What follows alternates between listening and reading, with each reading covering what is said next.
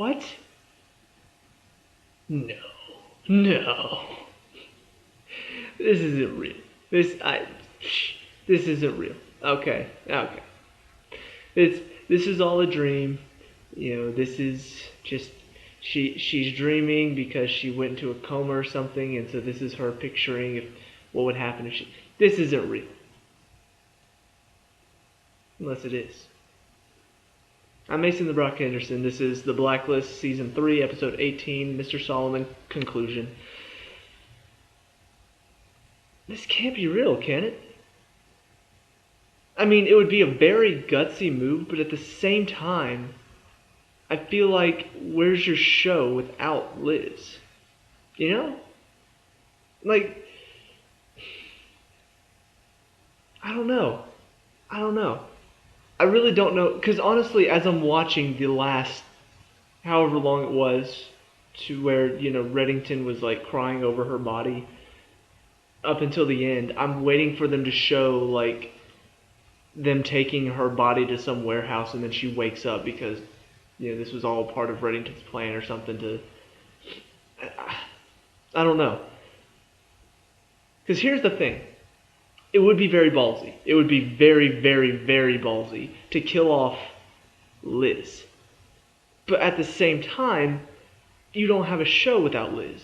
Because the whole show revolves around Liz and Reddington, and kind of, Reddington has some plan involving her. I could see them killing off Red at some point, like in one of the season finales, kill him off, and he gives Liz the rest of the Blacklist for her to take down the rest of the Cabal or whatever's going on. I could see that. But to kill Liz off, like, she kind of felt like the character that the story is really centered around. Reddington is very important too, but it all revolves around her. Like, everything revolved around her. Why Reddington turned himself in? Because of Liz. The Cabal, they were coming after Liz, even if it was because of Reddington. They framed Liz. The first half of this season was about Liz escaping from, the FBI. The rest of the season has kind of been about Liz's mom possibly coming to get her. Coming to, and that's the one thing that makes me think that this is still fake. Is kind of that thought of, if everybody thinks she's dead, maybe her mom will stop. She thinks it's her mom, and it definitely makes it seem like it's her mom. Like, all of the clues point towards that. So maybe if she thinks Liz is dead because of what Solomon did, which, do we get a conclusion for Solomon really? I don't think we did. He sort of escaped. So I don't think we've seen the last of him yet, even though these 2 episodes were about him. I don't know. Sometimes it's weird like that, where we get, okay, so this episode is about this person. We're like, ooh, okay, and then at the end, like, they're still around. Just like, wait a minute, but I thought this doesn't fit with the show. Anyway, so yeah. I'm not completely sold on the fact that she's dead yet, just because, like I said, I feel like you don't have a show without Liz. So, if they are going to go this route, I'll be interested to see what their idea is, but for now, I'm thinking, probably not. Like, it could still be fake. But, I mean, to end it in a way where we're not going, oh, oh, she's still alive, I saw that come. To end it where we're actually going, is this real? Because that's a good move. I won't say it's a bold move, but that's a good move. Because there's a certain other moment that happened recently where a main character in a movie died, and, some people saw it coming, some people didn't see it coming, but at the end, they're showing this person's grave, and they show something that makes you go, oh, okay, they're not dead.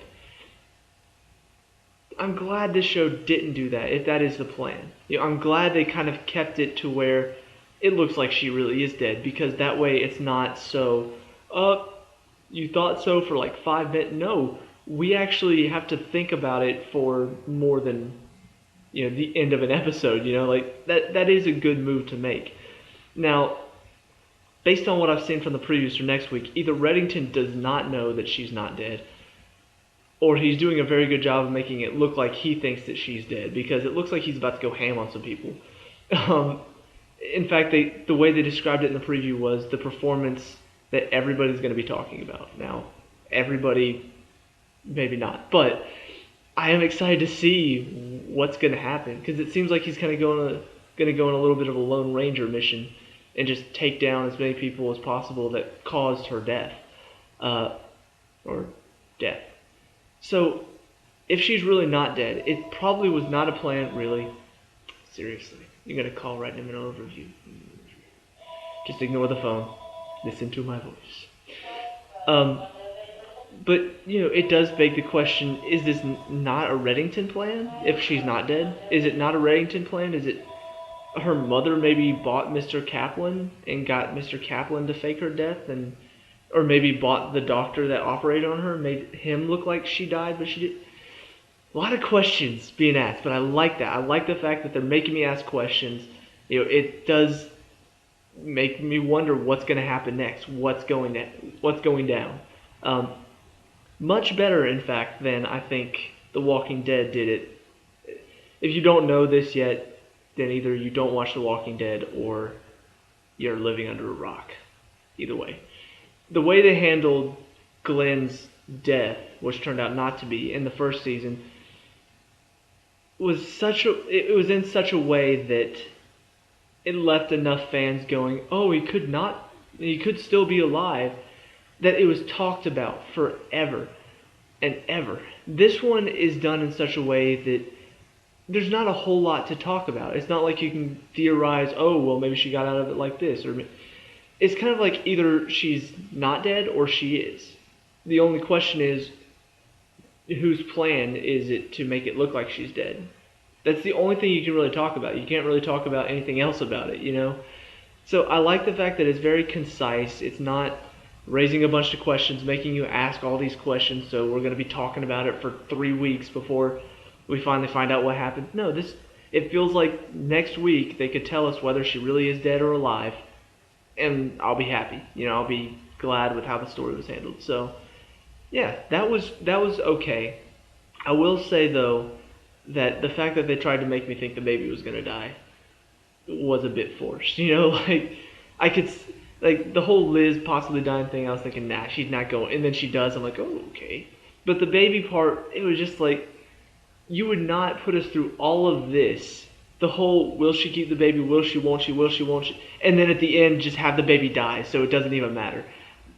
That would be stupid. We spent how many weeks asking this question, and now all of a sudden, oh, didn't matter anyway, baby died.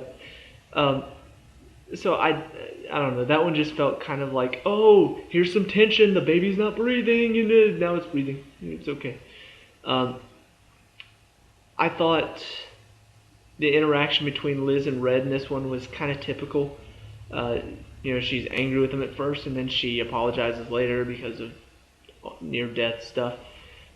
We've seen it before. We've seen her get mad at him. We've seen her forgive him, blah, blah, blah. Tom in this one, it feels like he's going to be playing an important role very soon. Because one, if Liz really is dead, now he's a single father.